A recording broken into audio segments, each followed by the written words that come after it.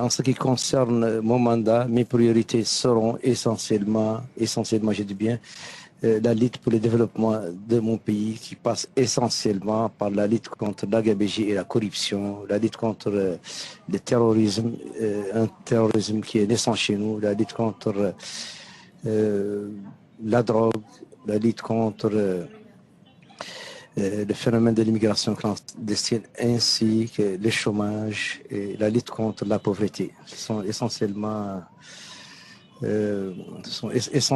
les points que nous allons aborder à l'avenir pour pouvoir sortir notre pays de cette situation de marasme économique. Monsieur le Président, les résultats viennent d'être proclamés. Que répondez-vous à ceux qui dénoncent un coup d'État électoral? Je les cite. De toutes les façons, nous, notre camp, moi en tant que président élu, j'ai eu 52,58 et nous n'avons fait aucun effort supplémentaire ni illégal pour avoir ces résultats-là. Les gens qui nous soutiennent n'ont pas fraudé, ils n'ont pas falsifié, ils n'ont pas triché.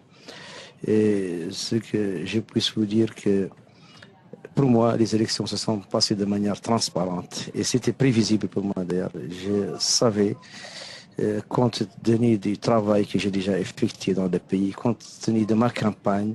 Justement, Monsieur le Président, justement, l'opposition vous accuse d'avoir noyauté la campagne. Noyauté la campagne, comment je l'ai noyautée? D'avoir utilisé toute votre influence transparente. Mais je ne suis pas au gouvernement, je ne suis pas le ministre de l'Intérieur, je ne suis pas le Premier ministre, je suis en dehors du gouvernement. Je me suis présenté aux élections à partir de chez moi. J'ai quitté le pouvoir, j'ai démissionné du pouvoir. Donc je ne peux pas avoir noyauté l'élection ni la campagne. Monsieur le Président, je ne me suis pas servi des moyens de l'État aussi. Monsieur le Président, est-ce que votre élection signifie le retour de la démocratie en Mauritanie?